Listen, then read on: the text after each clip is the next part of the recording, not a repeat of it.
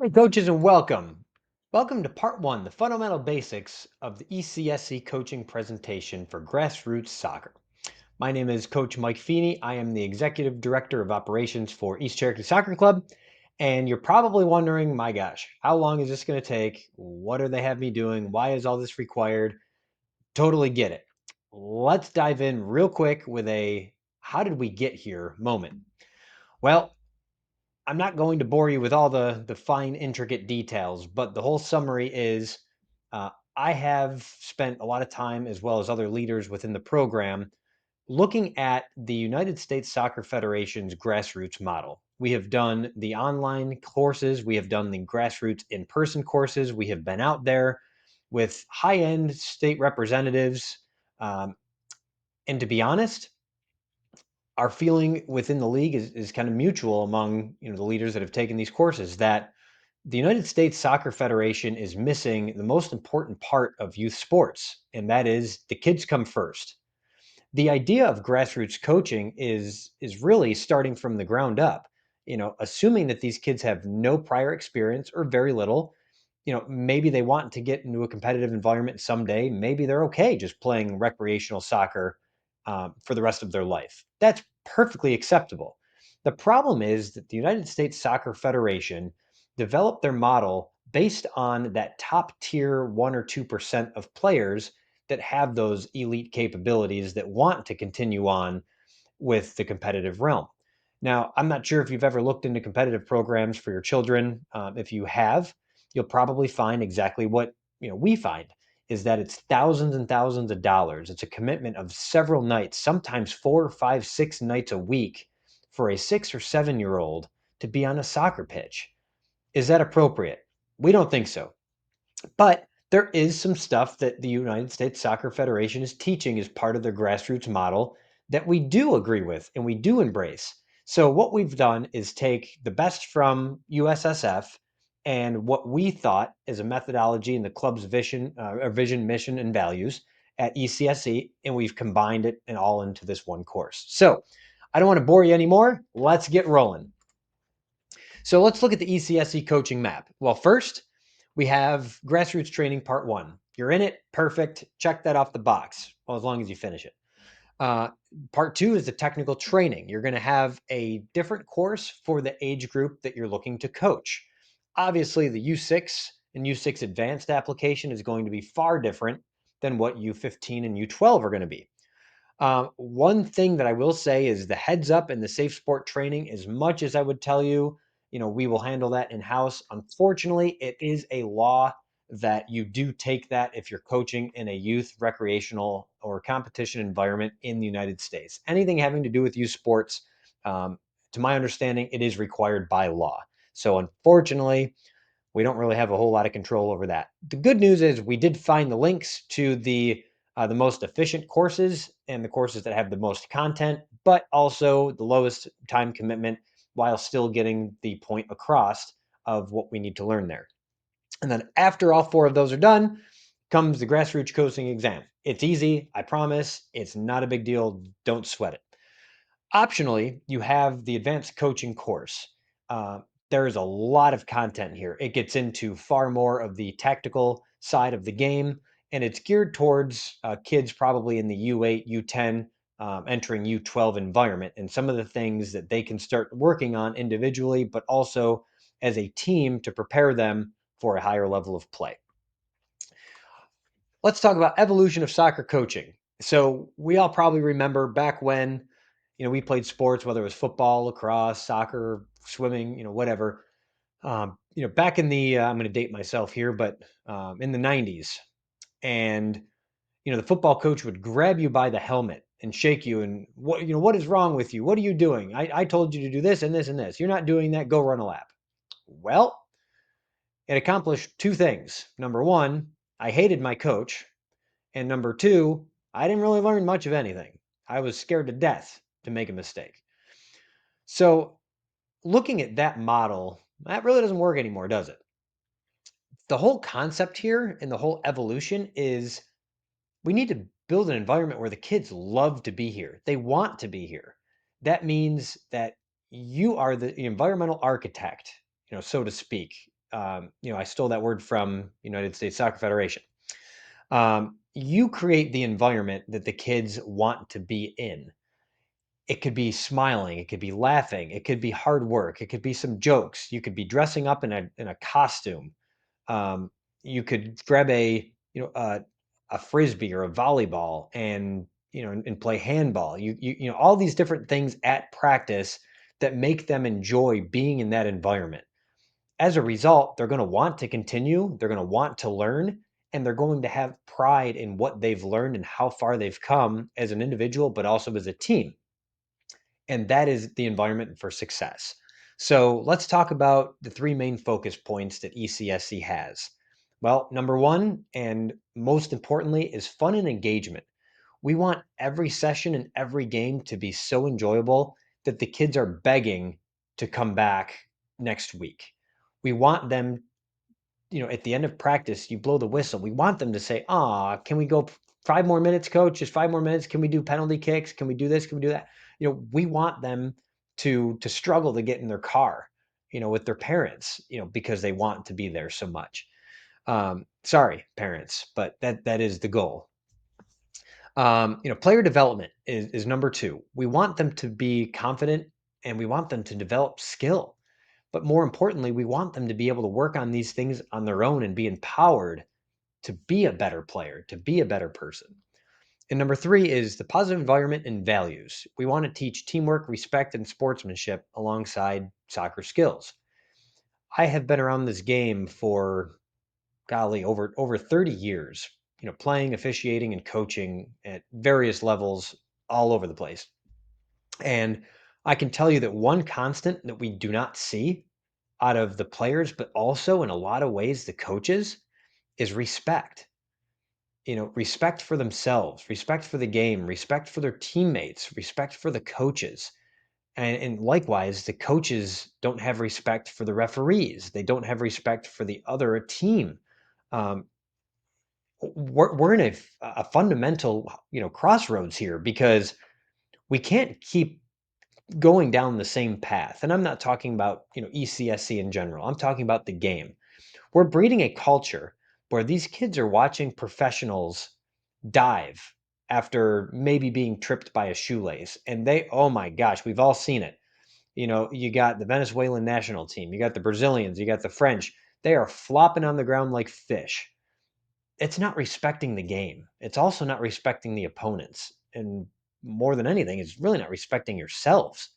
So at a grassroots level here, with us at ECSC in gorgeous little Canton, Georgia, this is the opportunity that you have as a coach to inspire those kids to build that level of respect. It's really easy to build the culture without the respect, but it's so much more rewarding and so much more challenging though to build the respect on your team. All right, let's get into focus points of grassroots. Two main elements here. Yes, you are coaching a team, but you are also coaching individuals as part of that team. Think of this as a macro and micro task. The opportunity here is, to prioritize cooperation over competition. It's not just about winning games. It's how players support and encourage each other on and off the field. But at that same time, the individual, in a lot of ways, comes before the team. You might have a player that is very advanced. They might have a little bit of a chippy attitude, and that's great. That's okay. You also might have a person sitting right next to them on the bench that has never kicked a ball before. As much as you try as a coach, they can't even kick a ball in a straight line. How do you balance that? Each individual is going to need different development. They're going to need some handholding in some aspects. You're going to have cultural differences. You're going to have gender differences at the younger age groups.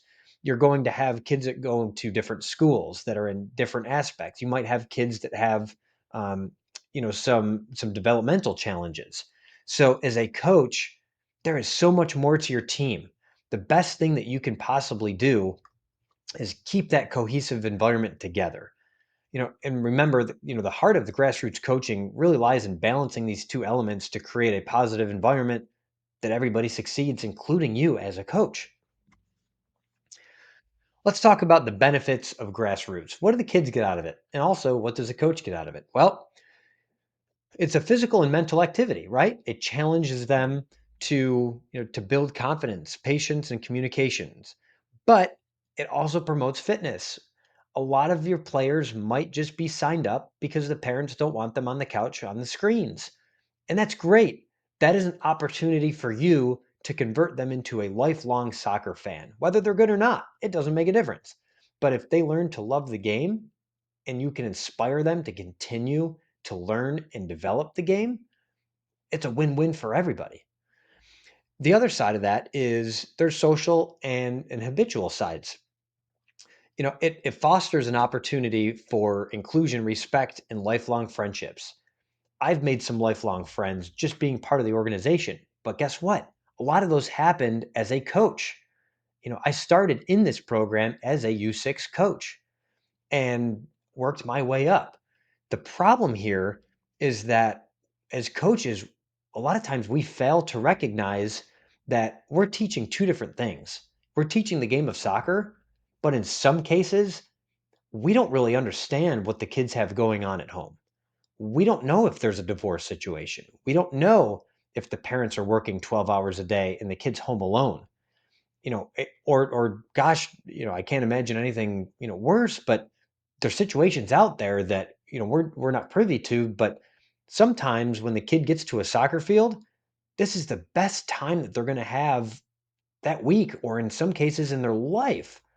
You have the opportunity here to inspire those kids to not just love the game, but to learn about what is acceptable socially. How do we develop friendships?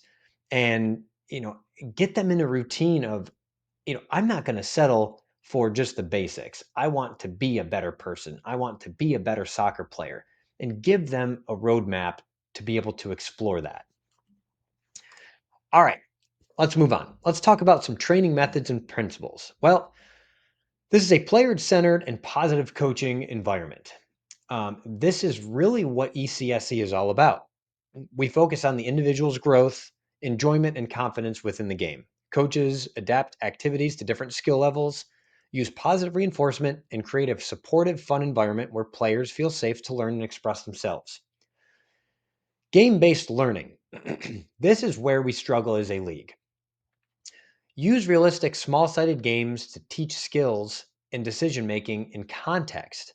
Players learn through active play, teamwork, and problem solving rather than static drills. Keep sessions engaging and development focused.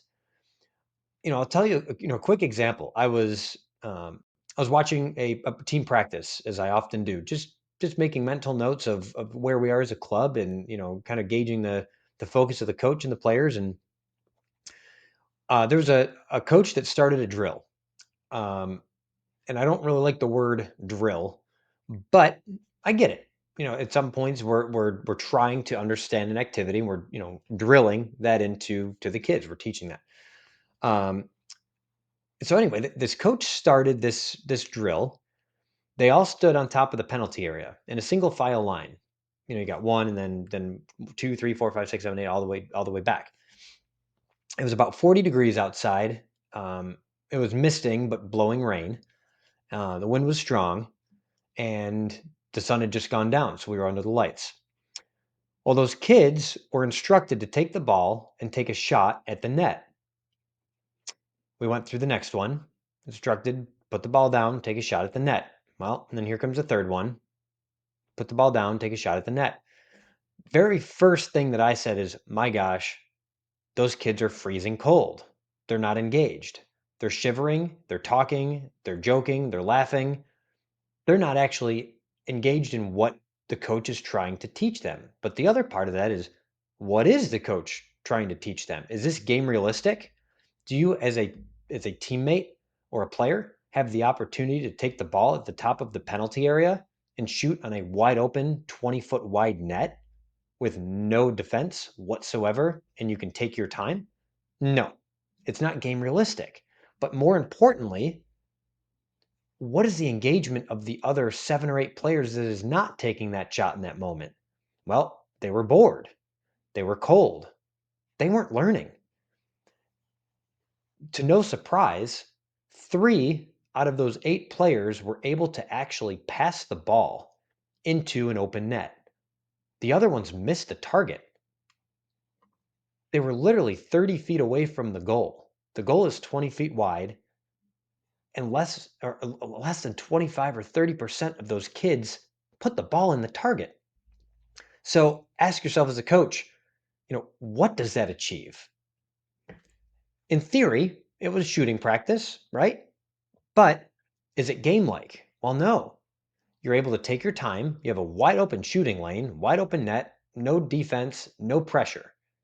Well, it's definitely not game like. But the other thing is, bullet point here, players learn through active play, teamwork, and problem solving rather than static drills, keeping session engaging and development focused. Well, those girls weren't engaged. They were freezing cold. So maybe given the environment, obviously there's a variable there, but given the weather, the environment, maybe that would have been a high intensity day where we're going to run a little bit more than normal, just simply to keep ourselves warm. And I'm not saying run laps and do suicides. I don't think that does much of anything either. These are young kids. They build their endurance and their ability to kind of move around by just simply playing the game. They don't need to have this 20-minute stretching session. They don't need to have this huge warm up. They certainly don't need to be running laps and suicides and burpees. But keeping them engaged and focused and allow them to be in an environment where they're getting touches on the ball. So that's why the realistic small-sided games are more important. We'll get a little bit more into that as we go. Progressive skill development. Try and follow the play practice play model. Start with a free play to spark interest, then move into some guided skill activities and finish with a small game to apply the learning. You know, kids are coming to your field, they're walking on the field. They probably sit in a classroom all day. They're probably bored stiff. They want to get out, they want to move, they want to have fun, they want to laugh, they want to tell their jokes. Let them just go and play for 15, 20 minutes. Let them warm up. Just 3v3 scrimmage. Go. Have fun. Be kids. As a coach, don't say anything. Just simply watch, observe, listen, learn. You're going to learn so much more just by watching the kids interact in an environment like that than you would analyzing and reflecting on drills. All right, let's dive in to play, practice, play. We just talked about it. Well, the idea is get them engaged first. Players begin with free play and small-sided games. Encourage creativity, exploration, and immediate enjoyment of the game. It also helps your coach observe abilities and attitudes in a natural environment. Then we're going to go to the practice portion. This is kind of where we teach. This is a focused but guided activity to develop specific skills or concepts. Emphasize repetition, technique, and decision making. Coaches provide feedback and adopt challenges for player levels. Then we kind of get into the final play. Players return to realistic game-like scenarios and apply what they've learned. It encourages problem solving, teamwork, and game awareness. It also reinforces learning in a fun but competitive style environment. And then we're going to reflect. The coaches and the players discuss what they learned and how they felt about it. Builds understanding, confidence, and a connection between the coach and the player. It encourages goal setting and continued improvement. We'll talk in a few minutes about how to set up a session plan, and it'll get a lot more technical in part 2. But the idea is it's always fluid, right? And you're always going to need to balance that and change that based on what the coaches are saying, or what the players are experiencing and what your coaches are saying. You know, the idea here is, the reflection phase allows coaches and players to discuss what they've learned and understand and find a connection with it. If you're seeing a player that is consistently out of position, but one day automatically they just kind of get it, use that as a highlight. Explain to them, hey, in this specific scenario, in this environment, I saw you staying in position. That is great. How did everybody else feel about that? Oh, that was perfect because now I can pass him the ball. Hey, I found an open space. Great job. Now this is a coaching environment where the players are coaching each other. What better teamwork? That's amazing. As a coach, that is amazing to see. Training formats. So you'll see small-sided opportunities, 3v3, 5v5s. Do not do a full field scrimmage. Not only is this completely impractical, but it also wastes the time of the players that are there. Practice time is precious. We only have a couple hours a week, if that. So do not put a ball in the middle and run a full field scrimmage. It eliminates the amount of touches on the ball to almost zero in a lot of cases with a lot of players. The players in the scrimmages that are not able to touch the ball are likely the ones that need the development the most. Keep this small sided. Keep it to inside the penalty area. Cone off a 20 by 30 square rectangle. And play small sided games. Allow quick decision making. If you can do it in a small environment and you can work in a very, very condensed area, these players are going to be able to take that out to the field and do that also. Focus on one key skill per practice or session, dribbling, passing, or shooting, for example. Simple progressions build confidence before players are returning to the full play, which means, maybe on Monday's practice, we're going to really refine our options for passing. We're not going to talk about how to receive the ball well. We're not going to talk about how to shoot or the opportunities we have. We're going to talk about angles, and we're going to talk about how to pass the ball, how to find a player, how we communicate and pass. There's so many aspects to the word passing. It could take weeks and weeks and weeks of training for the players to really concept or grab an understanding of that concept. Have a theme. Find an attacking, defending, transitioning theme. These are all different moments in the game. While your focus activity is passing, let's work on passing while attacking, or passing while defending, or passing while trying to transition between the two. Games and activities are designed around the same theme for consistency. So what you're not going to want to do is set up a structured event or a concept or a drill that takes passing and ends with shooting, because now your emphasis is on passing with the opportunity to shoot. As a coach, naturally, you're going to start critiquing the way they shoot. Let's work on very specific things such as passing. That's it. Next week, we can build off of passing and work on shooting. Let's talk about the breakdown of ages. So here's kind of the framework as ECSC sees it. So U6 and U8, you're developing basic skills. You're refining the techniques of dribbling, passing, shooting, and also defending. Encourage teamwork and communication through these small-sided games. Keep sessions playful, but start introducing simple rules and a structure. U8 and U10, U10 and U12. Expand tactical awareness. Refine the first touch, passing combinations, and movement off of the ball. The whole concept of get it and give it starts to apply.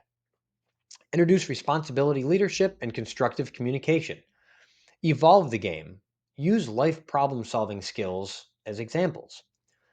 By the time we get to U14, U15, U16, we're going to focus on strategy, speed of play, position-specific development, encourage independence, discipline, and accountability. Prepare players for higher competition levels, both mentally and physically. Now, the other side here is, each one of these phases has an ultimate goal, right? At U6 and U8, we want them to love the game. We want them to be better soccer players, and we want them to want to progress. At U10, U12, well, a lot of them are kind of on their way and they're looking for something a little bit more challenging. If you're not giving them something more challenging and you're not adapting to what their needs are as a player, you're not really coaching, right? So think of it this way. At U6 and U8, okay, we're playing Go Fish. We're playing Old Maid. Well, they've mastered those. All right, well, now U10, U12. Well, maybe now is when we introduce Monopoly Junior. And by the time they've understood, okay, well, I can trade properties. I can put houses and hotels here. Well, I didn't get $200 and I went right to jail. By the time you get to U14, U16, now we're talking about introducing them to chess. But remember, just 6 years ago, they were playing Go Fish. It's a simple progression. You need to find age appropriate and developmental appropriate drills. Do not go to YouTube and expect that drill to work with your team. Do not do that. First of all, the drills on YouTube often are created for competitive environments where the technical ability of the players far supersedes a recreational environment. Secondly, you need to understand the individual skills of your players and be able to adapt that to a drill. So as you see it on YouTube, you're going to have to dissect that and figure out how that's even going to apply to your team. The best thing to do is find session plans. We have them listed all over our website. We actually have it done for the entire season for you. And we have your focus groups planned out. We have your objectives planned out. We have all of the things that you're going to need and all of the things in your session that you're going to need to complete your entire season. Use that reference, use that material. Even though you think, oh, I've done this for 10 years already, I guarantee if you open that and you start implementing this, you're going to see so much more progress than you've ever seen before. These things actually work. So let's talk about creating a positive environment. The power of positivity, right? Players learn best when they're safe, supported, and encouraged.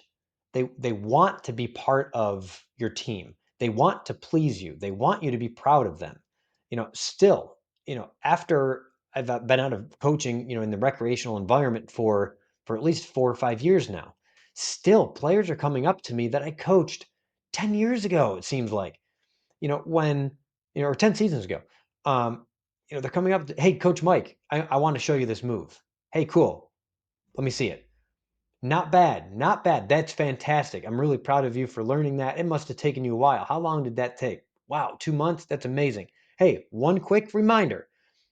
Keep your hips square when you're moving the ball. If you keep your hips square, it leads the defender, to really have to watch the ball, and they don't want to be watching the ball. Quick tips like that.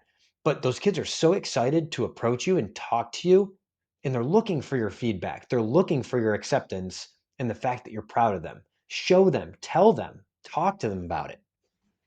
Encourage decisions. If you don't get anything out of this presentation, this is the one thing that I really, really, truly hope that you're able to understand. Do not, do not, do not be the coach that gives instructions on the sideline. Allow the players to make their own mistakes. When the game starts, you as a coach are not in that uniform. You are the leader of that team, but you are not part of that team on the field. You are not a decision maker during that game. Yes, there's things that you can adjust. You have powers of substitutions. You have power over the formation, but you are someone that's there in a autonomous support position. Okay, this is not your game to play. We had our glory days, right? Allow the kids to go and play the game. Allow them to experiment, explore, make their own mistakes. If a player wants to take a defender on 1v1 and loses the ball, allow them to understand, uh-oh, I got to get back. I just let my team down. Maybe next time they make that pass. If you're screaming pass, pass, pass, it doesn't really tell them anything other than, well, they got to pass the ball. But the question in the player's mind is, well, when? How fast? Where do I go? Should it be in the air? Should it be on the ground? I have 5 players that I can see in my peripheral vision. Which one gets the ball? Do I pass down the sideline? How, what do I do? All these things are going into that child's head, and they don't end up passing, or they pass to the wrong spot. The ball goes out of play, and now the coach is angry. The coach only really needs to be angry at himself or herself because you gave them an instruction they could not understand and they could not follow. It was not fair to that player when you're giving them the instruction and did not give them the opportunity to really find their own play. Use positive body language and tone. Your energy always sets the atmosphere, right? Be enthusiastic, be excited, love to be there, find passion in this. This is not for everybody. It is a very difficult job, but it's so rewarding. It is so rewarding. A lot of the coaches that we have in our program have come off the sideline as parents because they've seen what these coaches can do and they want to be part of their child development. They want to be part of a bigger process. They want to be part of a bigger mission, and they love the program for that. They love their team for that. Praise your effort publicly, but correct mistakes privately. If Johnny's not paying attention, don't worry about calling out Johnny right now. We're not worried about him. In fact, let's go over to Steve and say, "Hey guys, hey Johnny, pay attention. Steve, you've done an excellent job of listening and taking everything that we've learned today and applying it. Everybody give Steve a round of applause. He did a really, really great job." Well, by default, Johnny's over there saying, "Oh, well, I want coach to tell me I did a good job too." So automatically his mindset shifts of, okay, well, maybe I haven't put in the effort that the other guy did, that Steve did. All right, next week I'm going to do better. You know, so without criticizing, you've automatically changed that mindset of that player. But yet everybody's rewarded Steve. So now Steve feels really great because he has done things correctly. If there's a time that you need to correct those mistakes, pull Johnny aside after practice, during a water break. Hey, Johnny, man, you're doing a good job, but I really need you to focus. Remember, this is a team sport, and if everybody else is going to learn this, I really want you to be able to learn it with them. Can you do that for me? Cool. All right, here we go. High five, and back on the field we go. Let's talk a little bit more about play, practice, play. You know, we talked, very briefly about what this is and how this works. But the idea is, number one is the initial play phase, engaging the kids. Just let them be kids. Come right off the field, or come right off the parking lot, out of the car to the field. Let them go and play. Watch them. Your practice plan could change 180 degrees just by watching the initial warm up. We're not running suicides. We're not doing anything goofy. We're just letting the kids be kids. Find that concept. Remember, we talked about it once. Find that one concept and stick with it. Take the concepts that you're learning, the way you're teaching, and the type of experiences that they've had at that practice session, and apply it to a game-like scenario. Don't do anything that doesn't have a defender. Challenge them. Create a realistic game-like setting. Nobody goes through life without obstacles. It's unrealistic. Nobody goes through soccer practice without obstacles. Again, it's unrealistic. And then reflect as a team, but also reflect as a person, you as a coach. You should be spending at least 15 or 20 minutes of your practice sitting there silently, listening, watching, learning, and reflecting on your team and you as a coach. Am I giving them the proper guidance? Is this drill working for these players? Is this too high? The level of play, maybe it's too low. Maybe I need to do something different and adapt it to them so they're able to learn. All right, effective player communication. Speak, but short, clear instructions, one idea at a time. Do not overload with too much information. The kids will not get it, and their engagement level will plummet.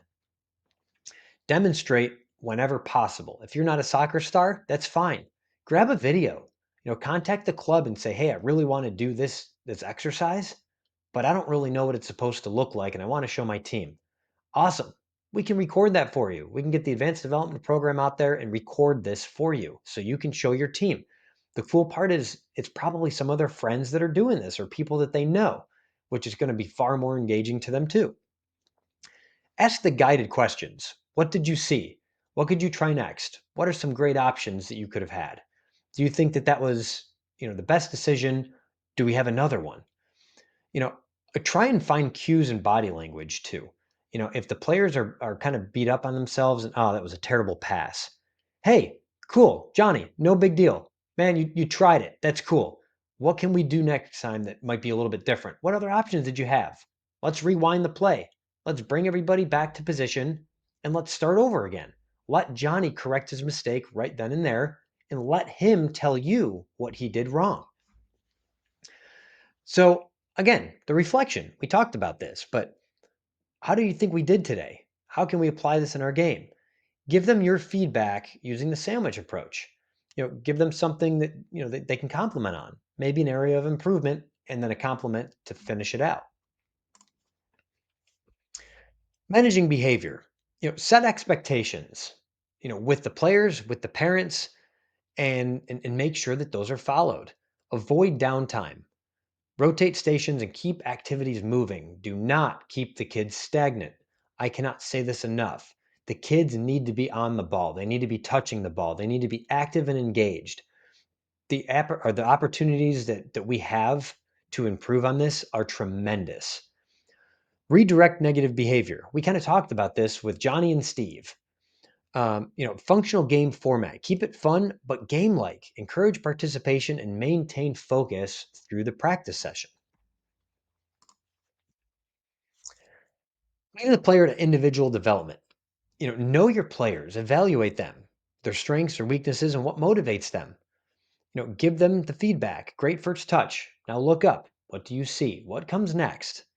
Establish confidence. Encourage independence and decision making. Again, you as the coach are not the one making the decisions on the field. That is your team. Reward effort, not just the results. We don't care about the great goals that happen, once every 100 shots. Yeah, cool. Hey, that was a great shot. Well done. Here's the issue though. Next time, how often do you think that's going to work? What other options did we have? You know, but that was a great effort. I love the opportunity that you made the decision, you took the shot, you hit goal, and ended up going in. Fantastic. Just remember, it might not work every time, so always have the backup plan. Hey, great idea on that pass. It was a tough one. Got intercepted, no big deal. Defender was in a great spot, he made a great play. But keep trying it. It'll be there. You'll get it. The way you talk to the players is going to really dictate how your season goes, how their session goes, but more so, their experience that they have within the game. And that is so critical that one wrong mistake could literally crush their confidence and crush their love for the game right then and there. I've seen it multiple times, and it is heartbreaking. Lead by example. Establish a team identity of respect, effort, sportsmanship. It can be goofy and silly. You can have a team theme song. You can start every practice with a 5 foot or 5 foot 5 second version of the chicken dance or whatever you decide. But promote coordination and shared responsibility. Hey guys, that was my fault. That drill, boy, that was terrible. We did not do well, and that was all my fault because this was we're gonna go. We're gonna get away from it. What do you guys think you want to do? We're talking about shooting today. What are some drills that we've done in the past that you really liked? Oh, hey coach, I like the one where we were lining up there and we had to beat the defender. Can we do that one? Can we do that? Sure, absolutely. Let's do it. Quick water break. I'll set it up. Let's get back out there. Take responsibility, but switch it. Allow the kids to be part of that process too. And don't be afraid to admit your mistakes. So promote teamwork. Celebrate teamwork just as much as the individual achievements. Again, it's a team sport. The goal is to score goals, win games, right? Wrong. That is part of a goal. But the goal is to get the kids to absolutely love the game, right? That is first and foremost. So if they're starting to work as a team and each player feels like they have a spot on that team, you've already succeeded. That's already part of the goal for the season. So regardless of whether you win every game or you lose every game, the point is they're winning and losing as a team. That's step one. That's most important. All right, let's go to engaging your parents. Well, we all know the parents are. This is I don't want to say hate, but this is a love and um, eye rolling relationship, right? So set your expectations clear at the beginning of the season. Give them a copy of your practice plans if you want. Keep them informed about practices, games, and progress of the team throughout the season. Treat them like allies, not obstacles. Encourage positive sideline behavior. I cannot say this enough. The sideline is your responsibility as a coach. Encouraging the sideline behavior is so important because a lot of times parents really truly have absolutely no clue what they're saying, what they're doing. They don't understand this game at a technical level like the coaches do. They really don't understand what they're doing except they think they're trying to cheer on the team. Well, what happens if, Johnny is on a breakaway And Johnny's dad is over in the corner yelling, kick it, kick it, kick it, go Johnny, kick it, kick it. Again, what is that telling Johnny?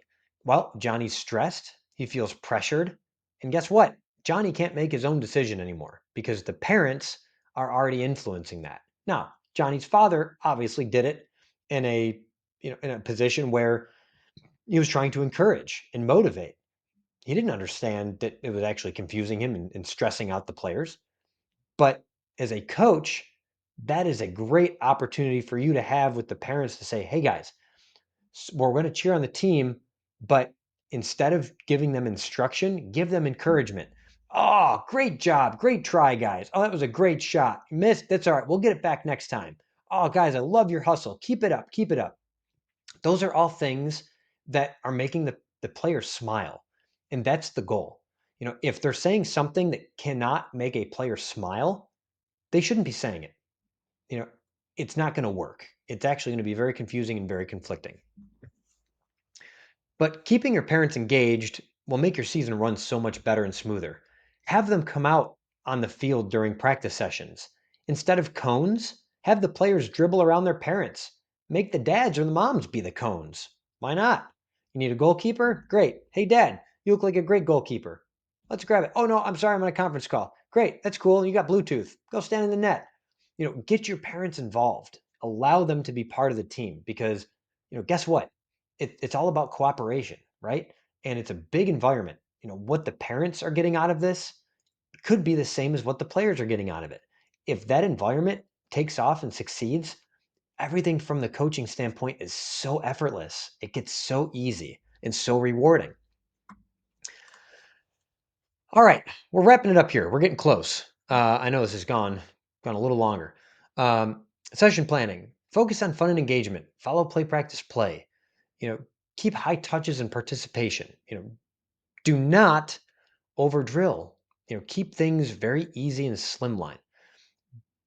Try and avoid putting people in very specific positions week over week over week over week until they're about U8, U10, at least. Rotate the positions, but certainly teach them. It's so important that you teach positioning and you're operating as a team in some sort of form and shape. Keep that shape, teach that shape. Do not neglect the fact that each player needs individual attention. Talk to them every practice, every other practice. Hey, how you doing?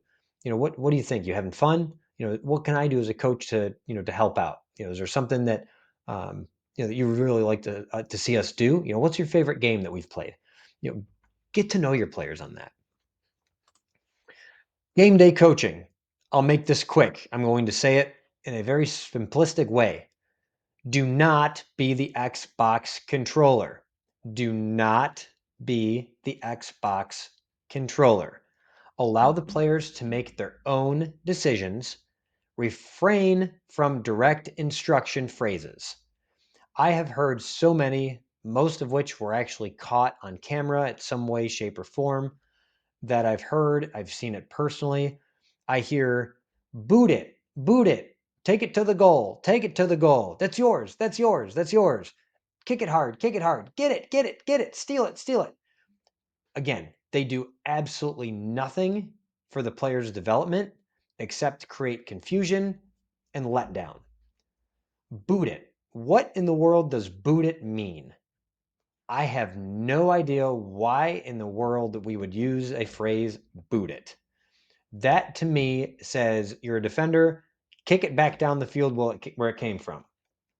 Great. So we're going to make a defensive play.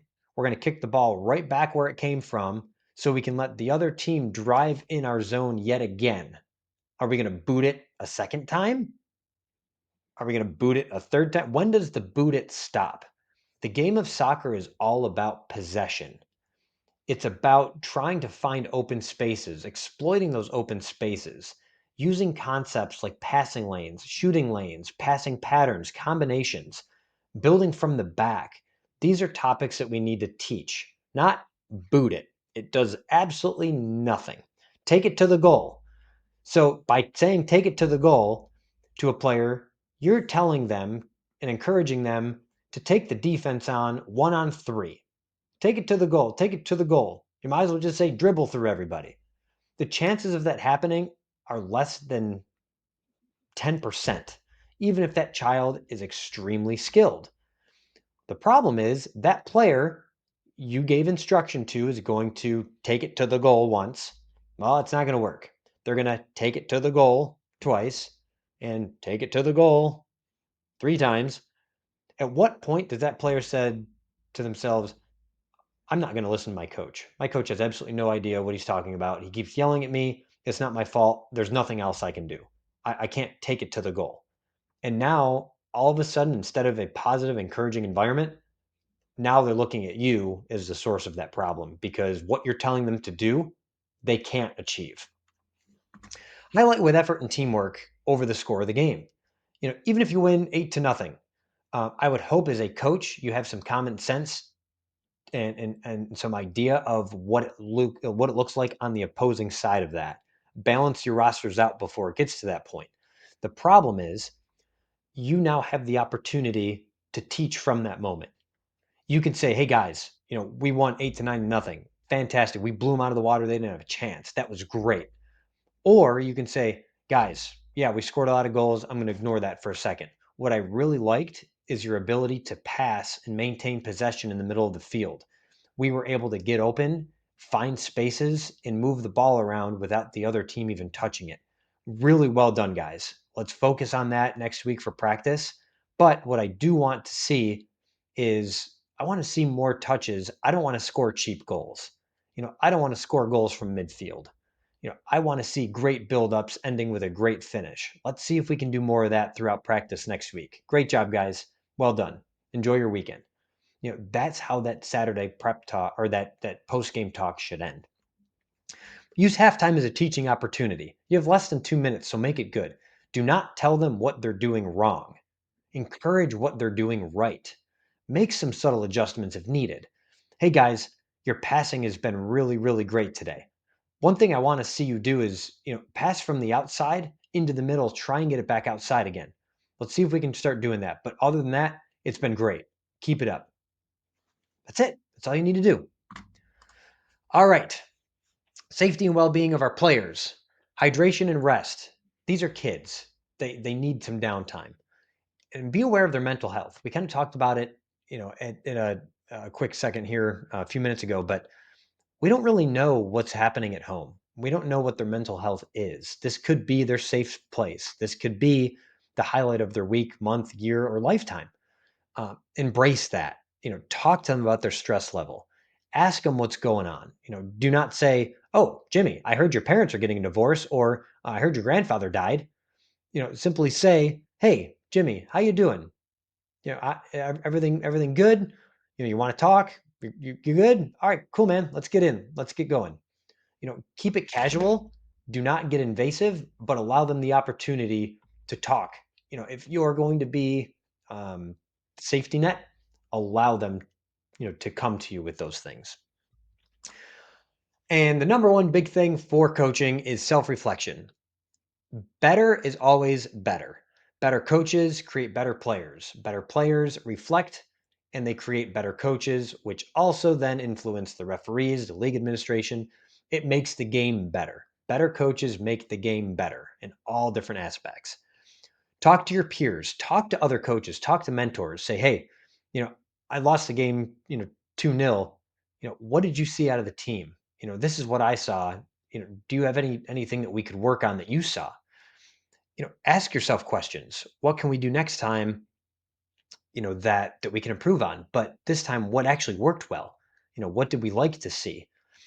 Ongoing education. ECSC itself, we try and do a really, really great job of giving you as many tools as possible. In some ways, we are limited, whether that's financially or experience or resource or whatever. Continue to learn. Talk to other people, take courses online. There's United Football Coaches, or United Soccer Coaches. There's USSF, become a certified referee, take referee courses. Whatever is going to make you a better coach and a better advocate for the game, I encourage you to keep doing that. The more learning that you do, the better you're going to be. And last but not least, ECSC coaching culture. Let's review takeaways. We're player first. This is not about the coach here. We want to create a fun inclusion environment where development and engagement of the players and parents is always key. Visit the coaches zone. You'll have session plans, tools, the league rules, videos, all kinds of different things on the coaches zone on our website. It's www.eastcherokeesc.com/coaches zone. But remember, develop your players for life, both on and off the field. And my personal favorite, a good coach can change a game, but a great coach can change a life. All right, ECSC, we made it through part one. We'll see you in part two.